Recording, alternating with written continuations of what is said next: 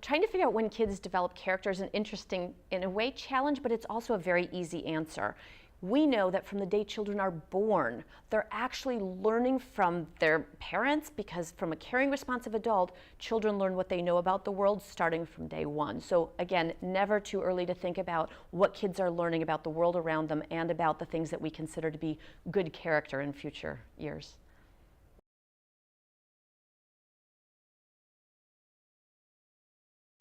So character development is a general term, and again, I've never met a parent who didn't think that it's something, yes, I want my child to have good character.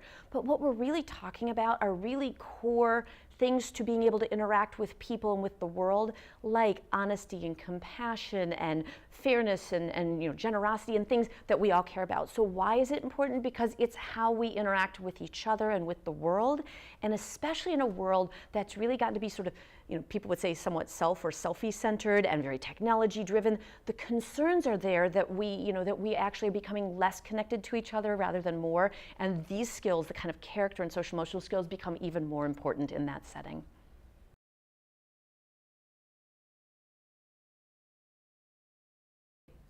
So the survey that you're referring to is a national survey that Primrose schools had done of parents across the country. And so what was interesting was, and again, not a surprise to me, was that 92% of parents felt that positive character traits were really important for kids to learn, especially in this sort of selfie-centered, technology-driven world that we're living in. But what was surprising to me, and I guess I can think about it and understand it, but what was surprising to me was that nearly half felt that preschool was too young to start sort of teaching social emotional skills. And again, social emotional skills being those sort of understanding others and emotional understanding and emotional intelligence.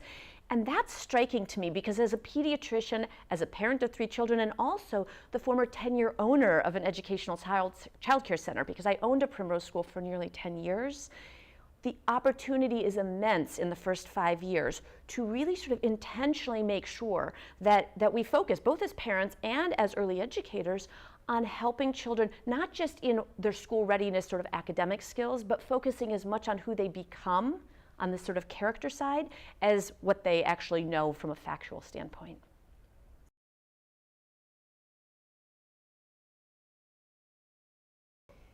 So, if you think about what is nurturing character, and again, I've told you it's from day one, a caring, responsive adult is the single most important thing that we know for young children in terms of what they're going to get. And, just like I'd say for parents, it's modeling these things, and it's reading books and talking and cooing and singing, reading books to babies. And then as kids get older, it's talking about perspectives and other people, and it's talking about honesty. It's doing things like teaching kids to be not just, please and thank you as a memorized skill, which is an important thing to have kids learn, but also a sense of gratitude and generosity.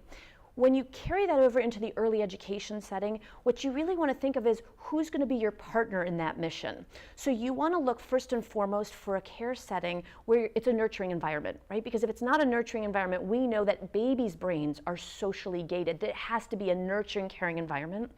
But there's also a real opportunity there to look for programs, and again, having 10 years of experience as a Primrose owner, looking at a curriculum that actually focuses on embedding how do you teach kids about perspectives, how do you help them identify not only their own emotions, but other people's emotions through books and activities and discussions, is a real opportunity. And you want to look to make sure, again, like I said, that the educational childcare setting you're picking isn't so focused on the reading, writing, arithmetic sorts of skills or pre-skills, but they also focus equally on these social emotional skills and how they can be developed in any care setting, including educational childcare.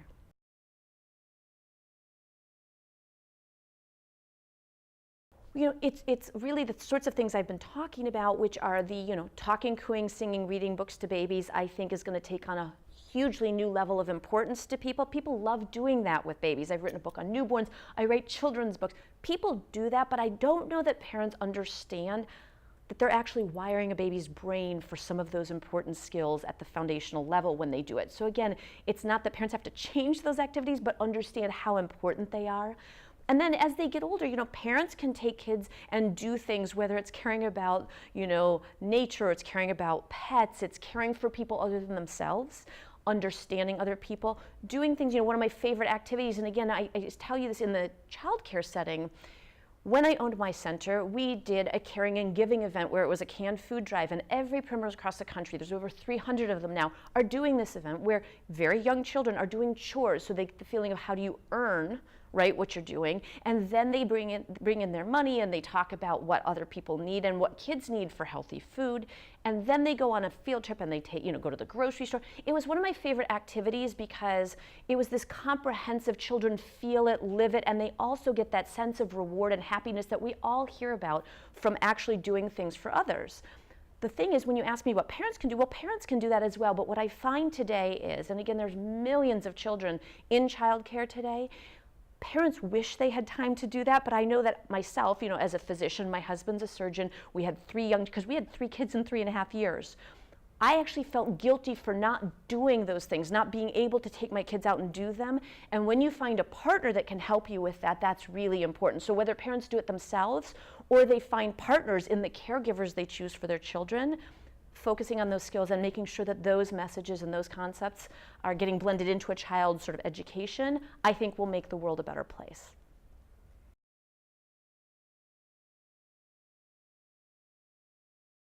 Well, especially because I'm struck by the results of the findings of this national survey, those results, along with a lot of the brain science and what we know about early childhood and early childhood education's role, can all be found on the Primrose School website. So it's primroseschools.com/blog. So that's a great place. And for anyone who's interested, this is one of my passions now, and I've actually got a book coming out called The Toddler Brain, Nurture the Skills Today That Will Shape Your Child's Tomorrow, which will, again, reinforce those same sort of evidence-based, the neuroscience, what parents can do, what the milestones in the development of these skills look like. So I would recommend people go and look up some more of this information because I do not want any parent to miss this window of opportunity for their children in the first 5 years.